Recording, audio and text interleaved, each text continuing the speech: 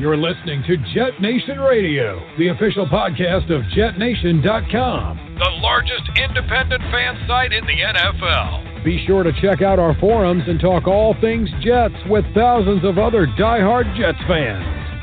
Now, to get you up to date on all the latest Jets news, notes, and quotes, here are your hosts, Glenn Naughton and Alex Varallo.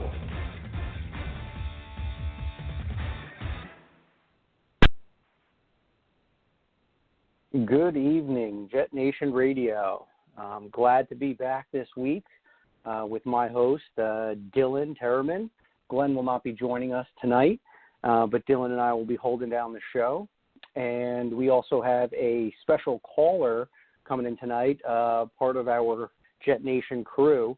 We'll be joined by GreenBean probably in the next 15 or 20 minutes or so. So it'll be good to have GreenBean on the podcast. I believe this is his first time, so that's quite exciting. And before I get right into the details of tonight's show, let's go ahead and give a shout-out to our sponsor, Mile Social. Now, if you're running your company and you're just tied up with your day-to-day operations and you don't have time to get your company's face on the social media network, you have to go to milesocial.com. They will help you with your social media management. They'll help you with web design. They'll increase your search engine optimization and basically everything that you need as far as getting your company's presence out there in social media. Mile Social is your go-to. That's milesocial.com. So with tonight's topics, obviously we're going to be going over last night's Monday Night Football game. Another unfortunate loss for the Jets, but it was a little bit closer than I believe a lot of us had anticipated. We'll also be talking about, the good, the bad, and the ugly. We saw a lot of young players out there, so Dylan and I will go ahead and, go over what players stood out to us and, what glimpses of hope we might have for the future with this young roster. And so I'm going to throw it right to you, Dylan. How are we doing tonight? Hey, Alex, I'm doing well. Despite, another Jets loss, I think you have to come away smiling for the most part. We saw a lot of positive signs from the offense as well as the defense. I mean, new faces making new plays. And I think all around it's a loss that, hurts Jets fans to see, to the Patriots of all people. But, for the fans in favor of the tank, it's all well and good. So I think it's a mixed bag again, but that seems to be the mindset of 2020 for the Jets. Yes, it really, really does. It's just been, like I told you off air, it's kind of been a little bit of an emotional roller coaster here. But, we did see some things last night that we haven't seen in a really, really long time, which was an offense that has been able to move the football and put some points on the board. I believe the Jets had scored 4 times out of their first 5 offensive drives. This is just things that we haven't seen in a while, from this team and from this offense, and a lot of the criticism has been on that side of the ball. So, there were some things last night that were quite positive. Even though, we blew it in the last 6 minutes of the game, like I said to you, Dylan, at least we had a dog in the fight last night. A lot of the times people are tuning out, after the first quarter or, no one's coming back after the first half. And, most of us were right there to the last minute, wondering if the Jets were going to get that first win of the year, or others that, are part of the tankathon here were pulling for our rivals to try to squeak this one out so that the fans that want Trevor Lawrence and that future, that's still alive. But, we like to start things off running down the roster here. And I'm just going to cover just a couple players that got injured last night, something that we have to keep our eyes and ears on. And that was Brian Poole and Mekhi Becton. I believe Brian Poole was dealing with a knee injury, and Arthur Mollett had to come in and finished out the game for him. Another really, really alarming injury was to Mekhi Becton. Now, it was said that he had an injury to his chest. Some people were, alluding, oh no, this could be a torn pec. He could lose him for the season. From what I read earlier, and I'm not sure if you saw anything on this, Dylan, but it looked like he was having some breathing problems. And, with today's pandemic and everything like that, that's definitely quite alarming. He's a big young man, and you definitely don't like to hear things like that. So, our thoughts are going out to Mekhi Becton, and we're hoping that, he's able to get through this. He's already been dealing with a shoulder injury, but that was, quite alarming. And not much has changed yet. Sam Darnold's still working through his shoulder injury, and, as of a couple of the guys in the receiving room have been a little banged up as well. Nothing too alarming. I think last night was the first time we saw Tereman, Crowder, and Mims on the field all at the same time, and it was pretty cool to see what this offense is supposed to look like. Unfortunately, number 26, Le'Veon Bell, wasn't a part of this because that kind of shows me that this offense definitely had the opportunity to make some noise, but they just couldn't put it together in time. But what did you come away with from the game last night, Dylan? Just to touch back on the Mekhi thing, I mean, you got to hope that you don't see the Jets in the news. You don't see a tweet about them, from Adam Schefter or Tom Pelissero saying that the Jets had a confirmed COVID case. I definitely think that would be a scare to a lot of Jets fans, especially being that he is, a heavier man. So definitely something to be, alert for. But overall from the game, I mean, a lot of the positives I came away with were Brashad Perriman. I mean, I tweeted it out. He's winning more consistently at the line of scrimmage. You saw a nice little stutter move against J.C. Jackson down the field on his 50-yard touchdown pass from Joe Flacco. And I think he's starting to come together as what the Jets had hoped to be when they signed him in free agency. So I came away with Perriman as a double plus. Mims was another plus. I think every week he's shining more and more. He had, I believe, 6 for 42 or 4 for 62. And a lot of that was after the catch and, being real physical with the defenders. So I like that a lot. And then on the defensive side of the ball, Folaronsu Fatukasi, he was probably the best player on the defensive line for sure, possibly the best player on the defense. I had a hard time in my game recap choosing him or Harvey Lange as my defensive player of the game. Him and Harvey Lange were just all over the ball. Fatukasi had a nice 4th and 1 run stuff and a forced fumble actually on the same play. And Lange, I mean, he was all over the place. He almost had a sack on Cam Newton twice on the same play. And then you see him 10, 11 yards down the field making the tackle. So it was nice to see him taking advantage of his opportunities after the Williamson trade. We weren't exactly sure how that was going to look. So you have to come away with a positive from him. And I also liked Ashton Davis. I thought he had the best game of his season. He played 100% of the snaps again.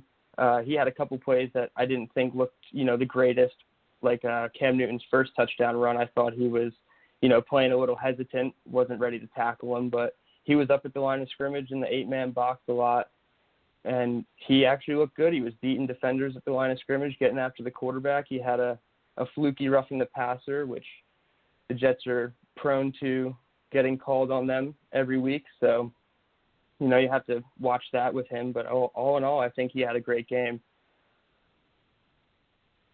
Yeah, for sure.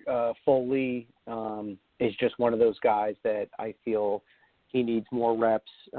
We got to keep him in the trenches. He does really, really well, plugging the A and the B gap. And it was just really, really cool to see him, stuff there. I think he took the guard on and just moved him right into the running back and then swallowed him up. And you can really see that guy's a force to be reckoned with on the defensive line. Sorry about that. Bogus random noises from my computer coming in over here. But, another player that was probably kind of went under the radar there that people may not know is, Bless Austin with 12 total tackles. He was really, really involved.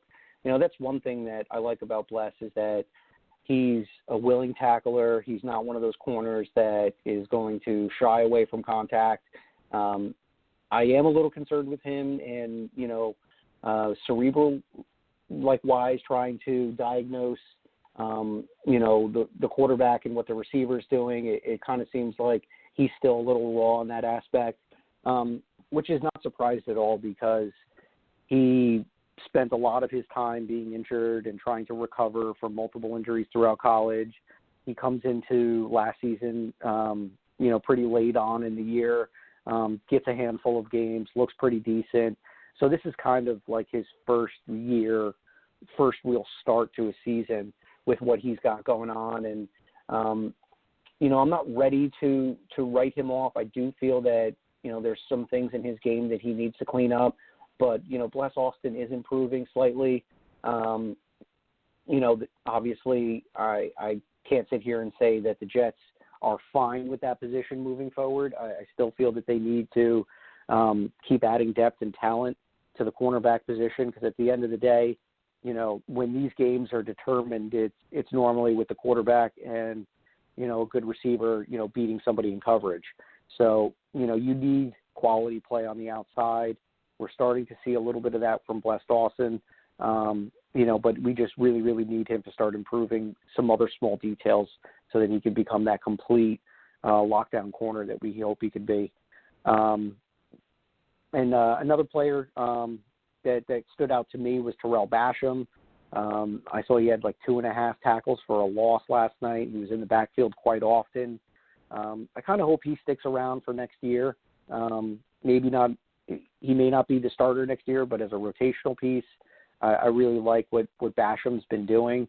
And as I think you mentioned before, Harvey Lange was just a man possessed last night, and he ended up with 10 total tackles and one big hit on Cam Newton, which kind of stood out. I'm not sure if Lange is the future for our inside linebacker position, but it was nice to see something that we had talked about last week, Dylan, who's going to be the guy that steps in for A.B. Williamson, how exactly is that going to work, and, will it be an upgrade or a downgrade? The Jets' run defense was not stellar last night, but, we maintained competitiveness, and we were putting points on the board and kind of forcing New England to try to throw the ball on us. Even though they were quite successful in the run game last night, especially with Damian Harris until he had to check out. But, a lot of good things came from that we don't normally really talk about defensively, and a lot of young guys. I mean, the youth movement was in full effect last night. It's kind of what we really need to be seeing Absolutely. At this point because, like we talked about last week, what is the point in having veterans take away young player snaps? The season's lost. We're not going to the playoffs. We're not winning the Super Bowl this year. So we got to see what we have from whoever's healthy from our draft class or, whomever is healthy that's getting toward the end of their contracts. And will we be looking to make extensions for particular players and keeping them in the long haul? Those are the players that we really need to start seeing moving forward. So I believe GreenBean will be joining us really, really shortly here. But, Dylan, I'm just going to ask you just a quick question here right off the top of my head. What was the most exciting play that you recall last night that almost made you jump out of your seat? Okay, so there's actually a couple, which as a Jets fan is different in 2020. I don't usually have decisions. It's very one play, and that's really it. So I think it has to be one of the two passes that Joe Flacco made for touchdowns, whether it's the Tereman DR touchdown or that Jamison Crowder in the front corner of the end zone. But I think I'll have to go with the Crowder one in the front of the end zone. I think that one was a beautiful pass. Not only was it a beautiful catch, don't get me wrong, Jamison Crowder, I mean, toe drag swag on that one. But Joe Flacco put that ball exactly where it needed to be. And, I mean, I'm not trying to add to the fire of the hate on Darnold crew, but I'm not exactly sure if Darnold could have made those types of passes last night that Flacco was making down the field. I know we're capable of throwing it down the field with Darnold, but Flacco put it on the money, and he was dealing in the first half. So I think the Crowder play was my most, oh, my goodness, this is a Jets team now type of play. What did you think? You know, it's interesting that you say that, and I'm glad that you brought up Sam and, you know, not to, you know, rain on him, but when Sam feels pressure coming on, his first instinct is to run and escape the pocket. And that's kind of how, you know, plays break down. That's how receivers that are open don't get found. You know, you could see a little bit of the veteranness coming from Flacco with him stepping up, delivering a strike, and then taking one on the chin from the defense. And unfortunately, sometimes that's what you got to do to play as a quality quarterback in this league. You have to take your licks. You know, you can't just be completely clean and perfect, you know, from the quarterback position. And you saw a little bit of that even with, you know, old man Joe Flacco, who is not mobile in any shape or form, but you saw him kind of scoot around the pocket a little bit sometimes, step up in the pocket, deliver the football where it needed to be. You know, there was a couple errant throws, of course, but, you know, the deep ball accuracy early on in the game is definitely what caught my attention. That Crowder catch was absolutely magnificent. Just a savvy play, good body control, great to, you know, secure the catch and you know, corral the football and maintain possession. Just an awesome play by Crowder. But the play that made me jump out of my chair was probably the Ashton Davis would-be sack. Unfortunately, he got called for roughing the passer, and it was loud. You know, no fans in the stand, so you can pretty much almost hear all the hits and everything that's going on.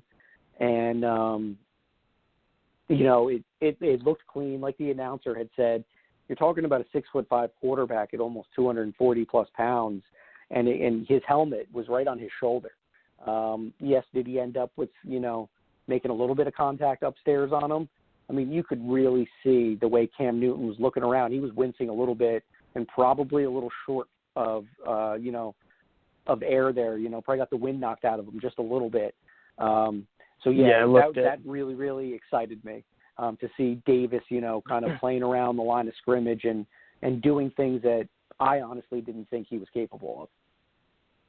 Yeah, I mean, I think he stepped into that almost like the Jamal Adams 2019 role similarly last night. They ran a lot of 3-4 with him just outside the box, you know, coming as a rusher. You saw him jamming tight ends and wide receivers at the line of scrimmage, really creating pressure in the backfield. And I'm actually glad you brought up that play specifically because I think that play is a microcosm of the Jets creating their own penalties week in and week out on roughing the passer, and referees continually keying in on that for the Jets, and everybody's saying, all right, watch their quarterback because the Jets are prone to hitting him up above the, you know, the shoulder and head area.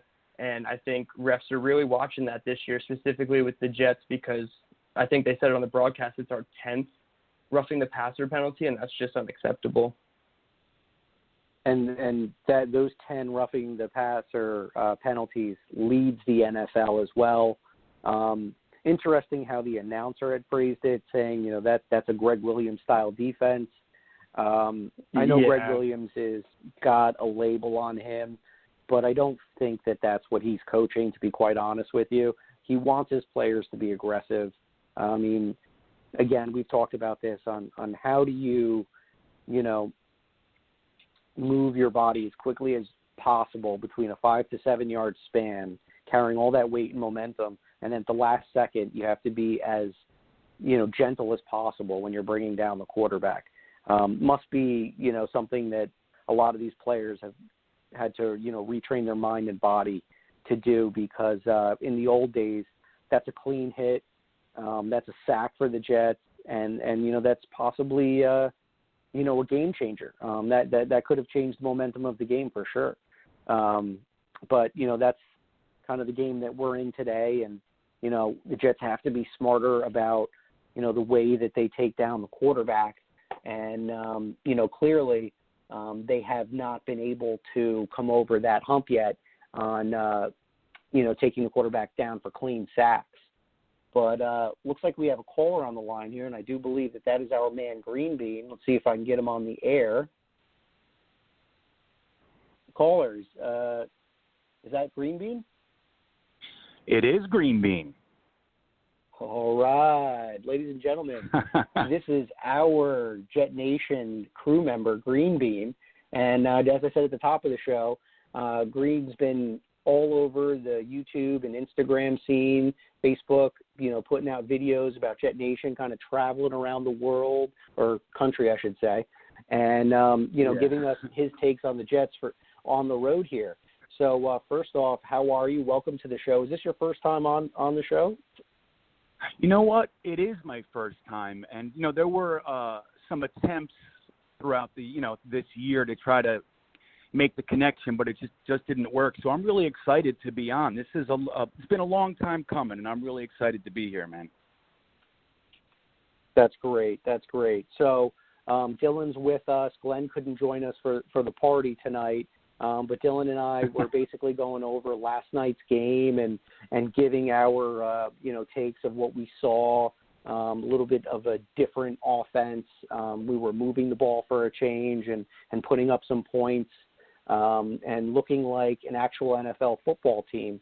Why don't we start with the Monday night game? And what did you come away with from last night's game? Well, yeah, I mean, how great was it to actually watch a little bit of competent football? And, my first thought was, this is really the effect of having our three primary weapons in the passing game on the field for the first time. I mean, people can say one way or the other that it's not that big of a deal, but I think it was absolutely undeniable that getting our three primary targets out there had that impact. It gave us the ability to move the ball a little bit better than we've seen. And it was really exciting, man. I mean, I think Denzel Mims had a couple really great plays where he looked like he was tackled and was able to shake the tackler, get 5-6 more yards. One of those was, he got the first down.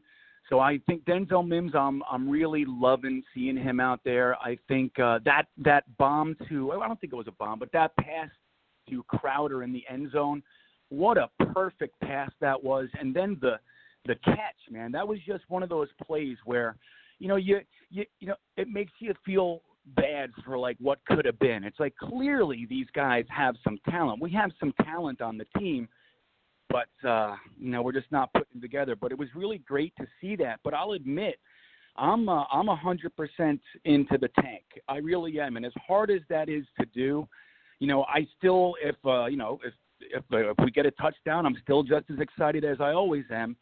But then I start to say, oh, man, but we can't have that. We need to lose. And so it was really great to watch a good, fun football game. And then at the end, when we do our usual collapse in the fourth quarter, especially to the Patriots, it was nice to not be upset at the end of it. I think my favorite play of the game, with Tank in mind, was the Cam Newton pass to get him into field goal range. I just felt a sigh of relief. But, yeah, man, it's hard to root for the Tank, but I have to admit that that's where I am. I don't want to do these meaningless wins and miss out on a guy like Trevor Lawrence or even Justin Fields if that's what they want. I think even if Joe Douglas wants to trade down, I want to have that option from pick number 1 and be able to do what we need to do as opposed to having pick number 9 and just picking another defensive tackle or whatever it might be. You know what I mean? But it was fun. Yes, absolutely. And that was going to be one of the things I was going to ask you is, if you had your choice, would you go for Lawrence or like you said, a Justin Fields? And it seems like you would. Now, would you be interested in, possibly moving that, sliding back within the top 10 and getting some extra picks and going forward with Darnold and possibly adding more weapons? Because, everything that I hear about this upcoming draft class is that the wide receivers are just as deep, if not better, than last year. And I thought last year's class was pretty impressive.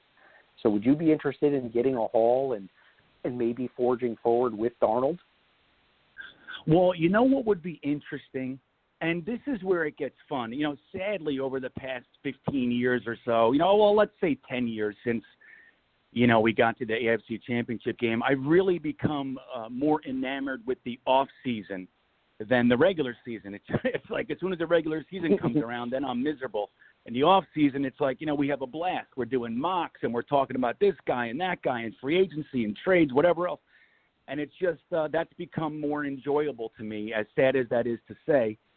But so these kinds of topics really interest me. And it's, think about this. How interesting would this be? Let's say we hypothetically hire Greg Roman. And we can talk about Gase if you want in a minute. But let's just assume, for argument's sake, that we hire Greg Roman. My number one head coaching candidate. That's the guy I would like the most. So we hire Greg Roman, and he thinks that Justin Fields is actually a better candidate than Trevor Lawrence. Wouldn't it be cool to trade back to number 2 to the Jags, get their second first-round pick, maybe a first round next year or another third or whatever it might be, but we get, both of their picks, number 2 and wherever the other pick is, from I think they have the Steelers, is it, right? Or maybe the Rams. I think they have the Rams pick. So we get another first, and then we take Justin Fields at number 2, giving the Jags Trevor Lawrence.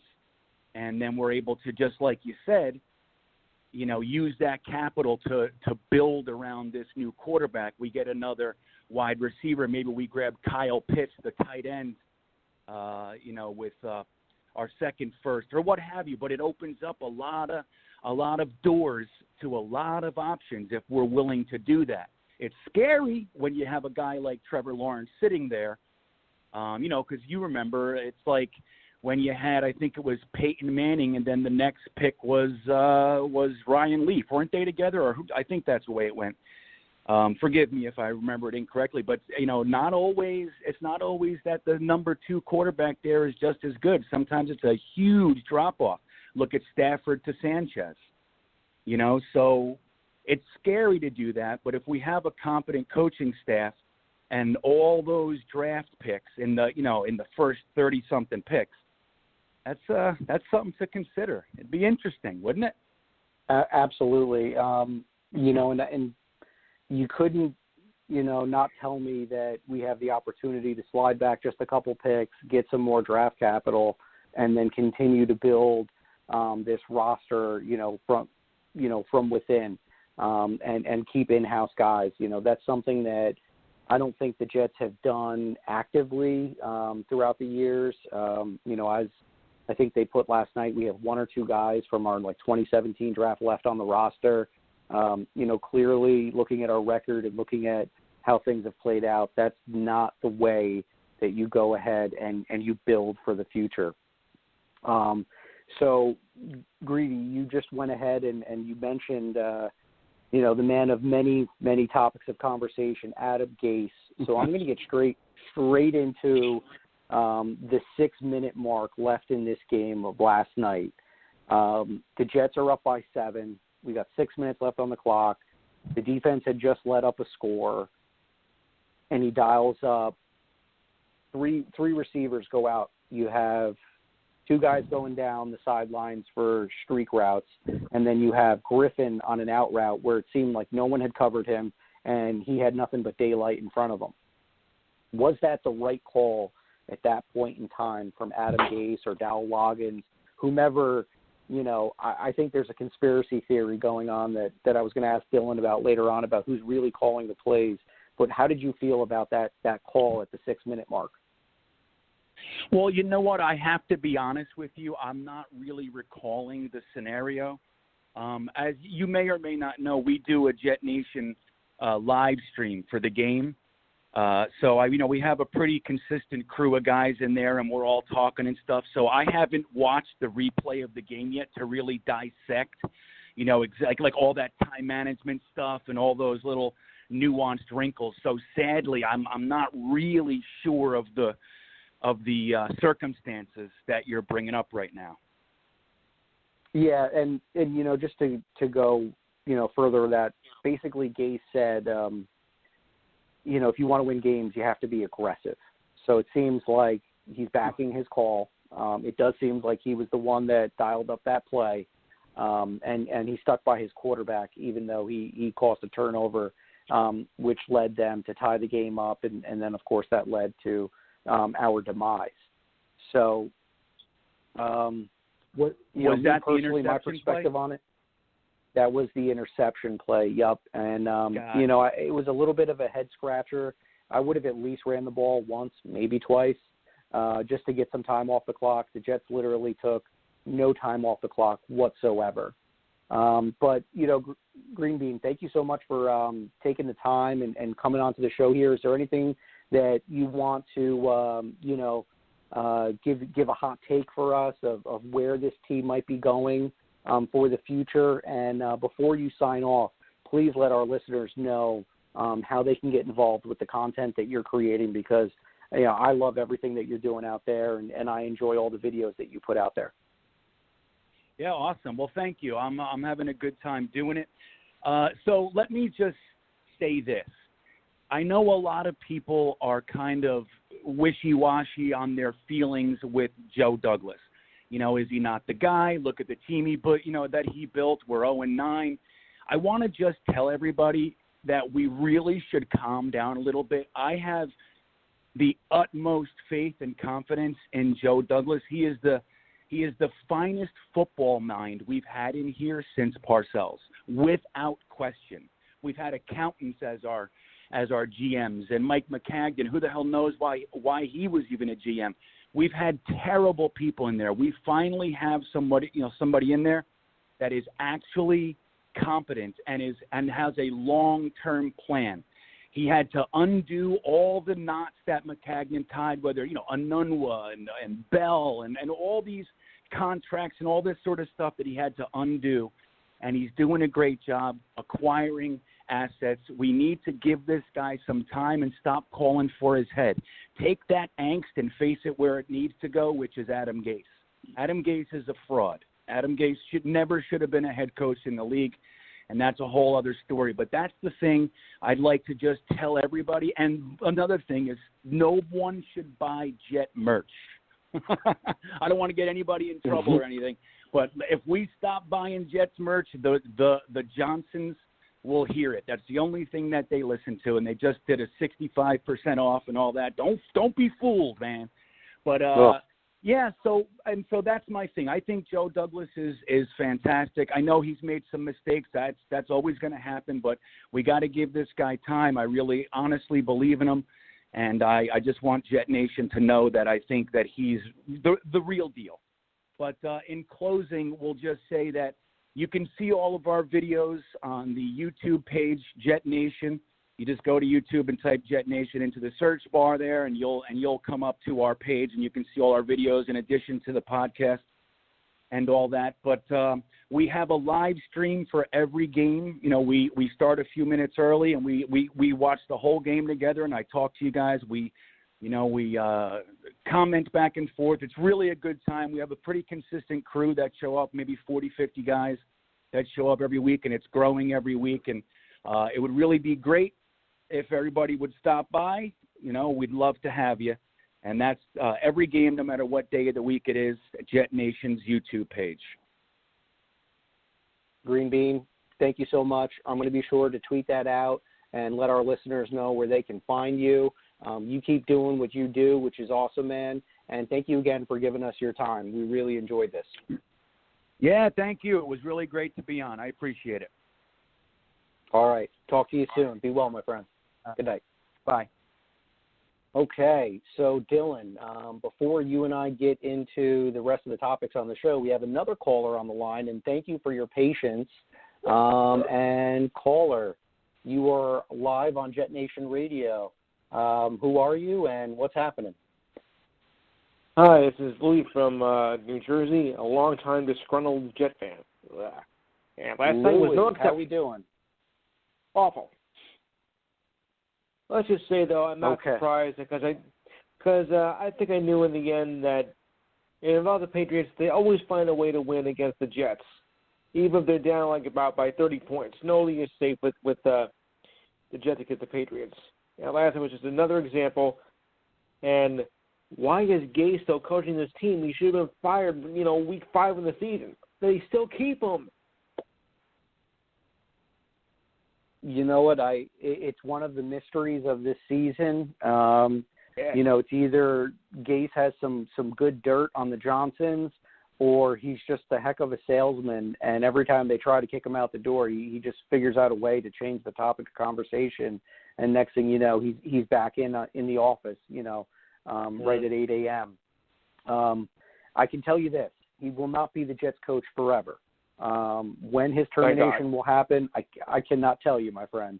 But I can say that just hang tight. And, right now it does seem like we do have somebody that's competent in the general manager chair, and Joe Douglas. I've been very critical of him. But it seems like you were a little perplexed with the Jets imploding last night. Are you one of the people that are for the tank, or do you want to see this team try to do something good and make some progress and maybe win a game or two before it's all said and done? Well, I was thinking about it. I mean, because, I'm hearing a lot of conflicting reports, about Trevor Lawrence. And, there's reports saying that he doesn't even want to go to the Jets. If he does get selected, he wants to be traded. Or at least that's what I'm hearing from former Jet Joe Namath. I don't know if that's really a credible source or not, but, there are some players that, don't like who they trade for. I mean, we have to go back to, Manning. He didn't want to go to San Diego, so he went for the Giants. So are we looking at maybe if Trevor does get drafted by the Jets, he'll go for it, or he'll just want to bolt somewhere else? Because, like he said, he wants to play for a contending team, not a pretending team.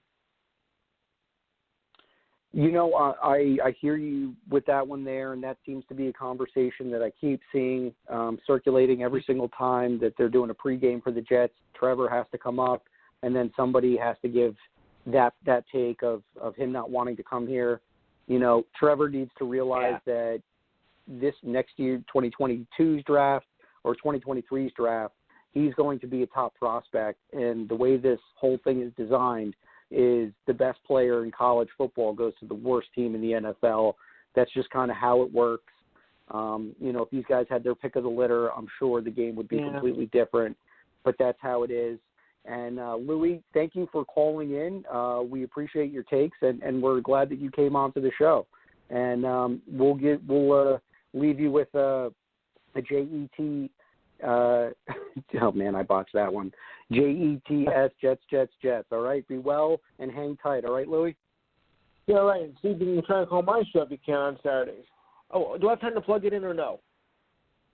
Sure, give us your plug. Sure, the Enhanced Sports Show, Saturday, it's 5 to 7 p.m. That's East Coast time. The number to call is 512-543-4662. That number again, 512-543-4662. And we have a plethora of stuff to talk about in that 2-hour span. So if you get time, feel free to call. It costs you absolutely nothing. Thanks a lot, Louis. We appreciate it, and we'll be sure to give you a look, and maybe I'll be calling into your show next week. All right, bud? Take care. Thank you. And talk soon. Right. All right, Dylan. You still with us, bud? All right. Yes, I am. All right. So that was pretty cool. Glad you got to interact with one of the callers and GreenBean. Yeah, I'm glad you handled that because I was having trouble understanding him again. I believe he was the caller last week, and I don't know. I just have a hard time understanding him. But I'm glad you handled those questions. I heard him mention Gase and Trevor Lawrence, and I think they're both just wait-and-see cases. I mean, wait and see if Gase does get fired after Week 17, and wait and see if Trevor Lawrence does, in fact, declare to come out in the NFL draft. I believe both things will happen. I believe Gase will get fired, and I think Trevor Lawrence will come out. So for Louie, I just want to say there is optimism. Just hang tight. 2020 is an anomaly, and 2021, we will look different. And that is the truth right there. I thought 2019, it couldn't get any worse. 2020 had different plans for this team and for my perspective or my predictions that I had created. I got to own up to it. I was going to go with 6-10. I flipped at the last minute, and I put my green goggles on and said 9-7. So you can have your laugh at me, listeners. But I want to ask you a question that I threw at GreenBean and minute mark. I've been thinking about it all day long. I didn't lose sleep over it because I don't lose sleep about the Jets anymore. I can't allow that to happen in my life. Yeah, we're past that. What happened? What do you think the thought process where, I mean, first off, all right, this is going to be, I'm going to throw it to you, a loaded question here. Number one, was that Adam Gase's call? Was it Dowell Loggins' call? Is Adam Gase still calling plays? Because it looks like he's talking to somebody on that headset, and I don't know who it is. But what would you have done in that 6-minute mark when the Jets were still up by 7?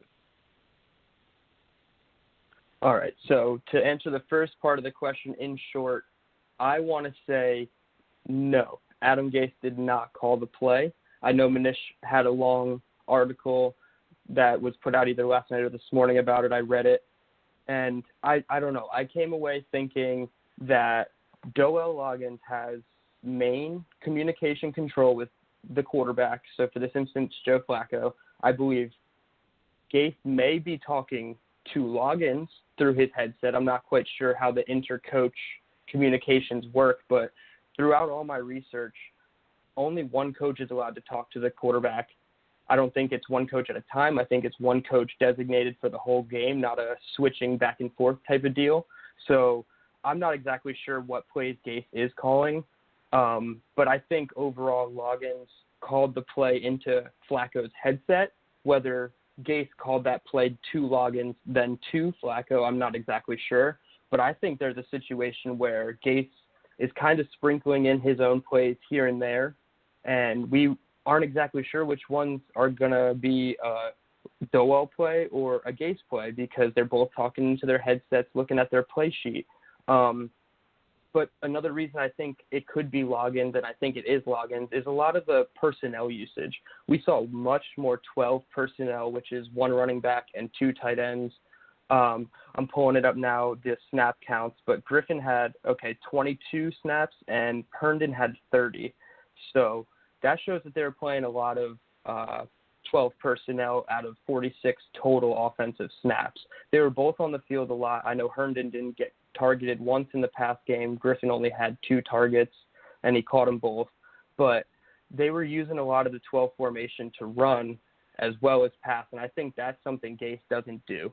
Gase is habitual 11 personnel. He wants all 3 of his wide receivers on the field at a time, and you see it in his play calling the first few weeks, regardless of who the wide receivers were. And we've talked about it at length that the wide receiver depth outside of last night's game just wasn't appealing, and it doesn't look good to a quarterback, to a fan, to an organization. I mean, you had Jeff Smith, Braxton Berrios, Chris Hogan. Like, those are not wide receivers you want starting. So now that you saw the 3, you see a little bit more personnel usage, which I think is a Loggins thing. Gase would just have all 3 wide receivers out on the field 90+% of the time, barely pre-snap motioning. I think that's another thing we're seeing a lot of. So overall, yeah, I think it's Loggins and Gase calling some plays here and there. I don't know if we'll ever get to the bottom of that 1st and 10, chucking a prayer. Flacco said it was, he had the read called before he threw it, I believe he said in the post game. So that's not really a good look. But overall, I don't think we'll ever get to the true bottom of it with the Jets. Yeah, it does seem to be a mystery. Glenn and I were chatting a couple weeks ago, and, I basically had said, I'm seeing a lot of the same, personnel in certain aspects, and I'm seeing a lot of the same scheme going on here, just in a different style and cadence. And I think that it just kind of shows that, Gase being the stubborn guy that will try to force, a personnel package, because, that was part of his game plan. That's what he thought was going to be successful against, that particular team. And, you could see how Dowell kind of mixed up things a little bit and interchanged, the packages a little bit more. I still don't understand how we can't, get our tight ends going. And this year, for Chris Herndon, he was somebody that I talked about at length during the offseason that was going to be, one of the secret weapons, per se, in this offense that was going to help Sam Darnold and this offense, do things that we haven't seen them do in years. And it's really unfortunate to see how much he struggled and just basically disappeared. He doesn't even seem like the same person. When he was asked about his numbers and the way the season was going, he just kind of gave this really, really, I don't want to say depressing, but it just was unenthusiastic. He was just like, well, I was hurt last year and I had the situation with the suspension, so I'm just kind of happy to be here. No, that can't be what drives you, every day. Yeah, it's not an answer. Obviously, yeah, of course you're happy to be there. Who wouldn't? But you have to say, I got to work harder, or, I got to put in extra work with my quarterback, or I got to, do a little bit more film study, something. I'm happy to be here. Well, don't get content because, you might be, happily sitting on your couch next season if you don't continue to show something in these next 7 weeks. Well, Dylan, we're at the 12-minute mark here. So we got a few more things that I wanted to talk about tonight, and something that, we've brought up in the past here. What were your thoughts about the usage of LaMichael Pirine last night? 6 carries and 2 catches. So he had 8 total touches last night compared to Gore's 14 touches. Neither, looked extremely effective, but it did look like the young rookie had a little bit more juice in the tank than Frank. And I love Frank Gore. I think he's a great player. Always been a big fan of him. But, there's just times out there where it's like the young man, probably would have gotten extra 2 or 3 yards in that particular play. What do you think about those two right now? Yeah, I have to agree with just about everything you said there. Pirine, he was on the field for 21 out of the 43 touches to Gore's 23 snaps. So 21 out of 46 touches, and Gore had 23 out of 46 touches. So the snap usage is just about 50-50, which you like to see. I personally want to throw Ty Johnson on the field a little bit more. He only had 2 snaps, but that's neither here nor there. But as far as Pirine goes, it makes me nervous that the coaching staff might see something in him that's just not worth getting the touches. Is it like small details that he's not picking up in practice, or is he just simply not ready, understanding the playbook fully? He doesn't look lost when he's on the field, at least not anymore. He did a couple times in pass protection in the beginning of the season. But, if a 37-year-old running back is just vulturing snaps from you at week 9 in a winless season, something has to go off in your head as a fan. Like, is something not clicking with him exactly? And, overall on the season, you look at it, he has 41 carries, 149 yards, and a touchdown, but he's only averaging 3.7 yards per carry. And he's not really effective in the passing game, or as much as you would hope. And I tweeted it out last night that I think the Jets need a dynamic running back on top of a whole bunch of other things on offense, but a dynamic running back would really go a long way. So I said it a couple weeks ago, P. Ryan looked like a hit, and now I kind of want to backpedal a little bit and say that he's kind of a wait-and-see type player because we just haven't seen it fully develop for him yet. Yeah, I think as far as 2021 is concerned, you got to bring somebody in either through the draft or possibly through free agency to keep the running game honest, because we've seen little flashes here and there. I think that he could be like lightning in a bottle for us if we were to give him, the number one running back's duties and kind of scripted some plays for him. But the pass pro situation, maybe that is what is quite alarming, and the O-line constantly always seem to be tripping over themselves and with injuries and things like that. Maybe that's the reason why he's not getting into those critical big time situations. It was interesting how they brought him in on a short yardage situation. He gets the first down. They immediately take him out, bring in Gore, and then they run the ball again. He gets stuffed at the line. And it's like, the kid couldn't have done that. I mean, what if he made something or, shook somebody loose?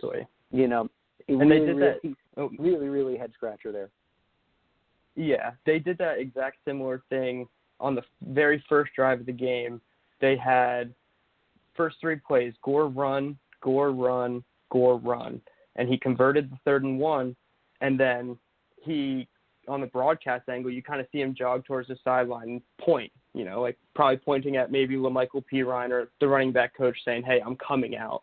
And to me, I thought that was interesting. Like, is Frank Gore just telling the coach, hey, I'm ready, I'm good now, so just put me in and I'll be the bell cow? Or are they actually going into the week like, hey, Gore is going to get X percentage and P. Ryan will get Y percentage and maybe Johnson will get Z percentage? But I think Gore is just in Adam Gase's head and has total power over this offense as far as when he wants to play and when he just wants to come out for a breather. And you could kind of see in certain aspects of the second half that, he was taking a lot of hits, and, there was a play where it looked like he kind of rolled his ankle on where he was stopped behind the line of scrimmage, and then he kind of scampered and got the first down, and he immediately asked for a breather after that.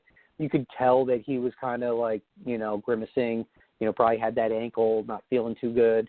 But, I cannot foresee a 37-year-old running back, taking those style of hits for another 7 games. Now, Frank Gore has been, the guy that just continues to defy logic as far as old running backs are concerned, so they'll probably prove me wrong.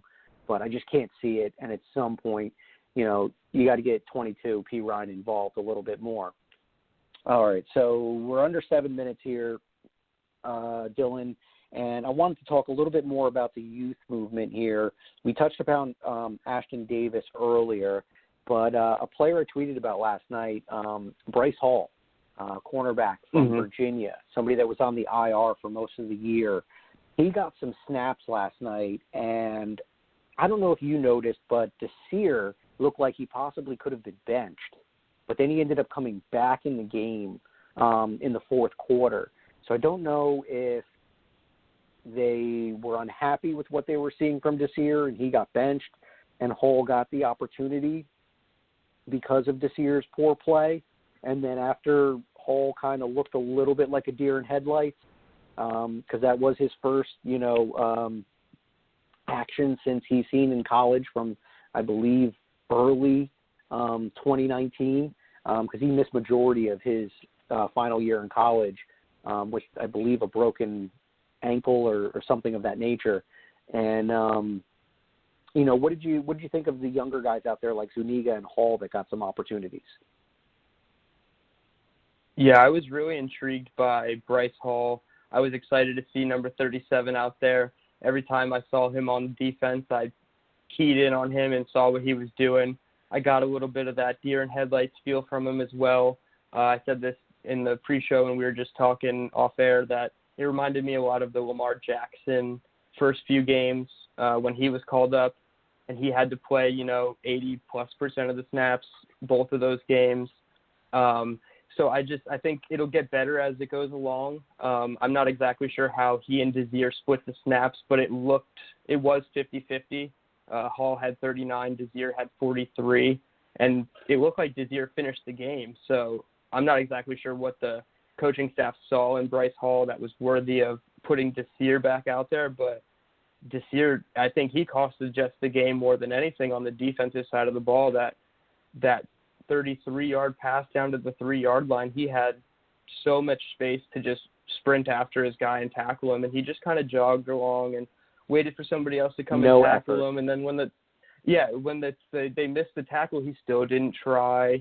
And somebody tweeted that that's going to be showed in high school football film rooms across the country, and it should be, because that was just poor effort. And he was supposed to be our cornerback one coming out of free agency when we paid him. So I just think you got to just play 37 Bryce Hall at this point. I'm not sure if he should start, but if you see Desir doing this again, immediately pull him and don't put him back, because that was bad effort. Yeah, absolutely. Number one, if you're going to let somebody, catch a pass in front of you, you better bring them down. And if it's going to be a foot race, I want to see you picking seeds. And, you could see that Desir was not giving his full effort, maximum effort. He was kind of going through the motions. He took a poor pursuit angle, and then when he got inside the 10-yard line, you could see him downshift and almost into a jog. He could have made a play. He could have dragged him down, but he wanted no part of it. Somebody wrote a tweet last night that kind of laughed at, but I was still a little peeved. Desir is full-on tank mode guy. That definitely looks the case, because, of course, like I said before, there was no effort after that play. And, 1 year, $5 million, this guy's not in our future. Maybe we got what we paid for there. There were some other corners that were in the market that the Jets could have made offers to, because they definitely had the money to do so. They decided not to. I kind of feel that the tight budgeting that the Jets had done with particular positions, exclusively edge and cornerback and wide receiver, were the three big focal points of where we've struggled, consistently this year. And hopefully Joe Douglas is making mental notes of that for next year as we get into it. Dylan, we got two minutes left on the show here. Jets do not have a game next week. This is their bye week, so we don't have to suffer another loss next weekend. Much needed bye week. Go ahead. I hear you. So what are you going to do, and what do you think the Jets are going to need to do when they come back from their bye week? Coming out of the bye week, you immediately look at the schedule, and they have the Chargers, which Justin Herbert's been lighting it up. So you got to hope that they have a game plan for protecting the deep ball. He's been airing it out like crazy. And on the offensive side, if Sam Darnold is ready to go, you got to hope that they can replicate something like what we saw last night. I said it earlier in the show that we're not exactly sure if Darnold could have done that performance that Flacco had last night, but I believe that he could show most of that. And if we could put both those things together, I think, Jets fans actually have a team to be proud of at the back end of the season. I know it's not all great, but you gotta hang on something positive, right? It can't be all negative. No, that's it. At this point, we've had 8 weeks of negativity, or 9 weeks of negativity. Last night we saw a little bit of what looks like a football team offensively. Jets still have to do a lot of work on the defensive side, but they have some time to try to figure this out. I'm not completely in tank mode, but I'm almost there. A couple more losses will probably beat me down to a pulp. But Dylan, once again, this went by fast. This was a lot of fun. Thank you, GreenBean, for giving us your time. I'll be tweeting his stuff out there so everybody can get involved with what he's got going on. And everyone, JetNation.com, go into our forums. That's where all the JetNation content talk is at, and it's never a dull moment there. Thank you for once again for stopping by and listening, JetNation. Be well and stay safe, everybody. Thanks for listening. Be sure to follow us on Twitter at JetNation Radio. Glenn is at AceFan23 and Alex is at NYJetsLife24. Until next time, go Jets!